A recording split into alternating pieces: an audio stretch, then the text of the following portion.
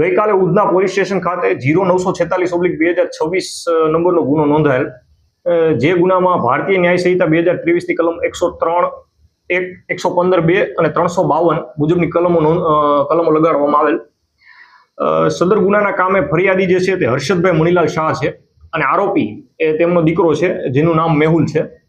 અને ગુનાની ટૂંક વિગત એ રીતની છે કે પરમ દિવસે એટલે કે તારીખ 19/4/2026ના રોજ જે આરોપી મેહુલ છે એ ઘરે આવે છે અને એની માતા જે પ્રતીક્ષાબેનને કહે છે કે તેના માટે અને તેની દીકરી માટે શા માટે જમવાનું બનાવેલ નથી. અને આ બાબતે તેના અને તેની માતા વચ્ચે બોલાચાલી થાય છે અને જેમાં જે મેહુલ છે એમના પિતા હર્ષદભાઈ વચ્ચે પડે છે અને મેહુલ હર્ષદભાઈનું ગળું દબી દે છે અને આ ઝપાઝપીમાં પોતાની માતાને ધક્કો મારી દે છે, જે પ્રતીક્ષાબેનને, અને જેના લીધે પ્રતીક્ષાબેન જે છે એનું મરણ થાય છે.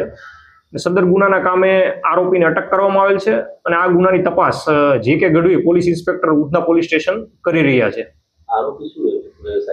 સદર ગુનાનો જે આરોપી જે છે મેહુલ શાહ એ ડ્રાઇવિંગનો ધંધો કરતો હતો અને છેલ્લા એક મહિનાથી પોતાના ઘરે બેસેલ હતો.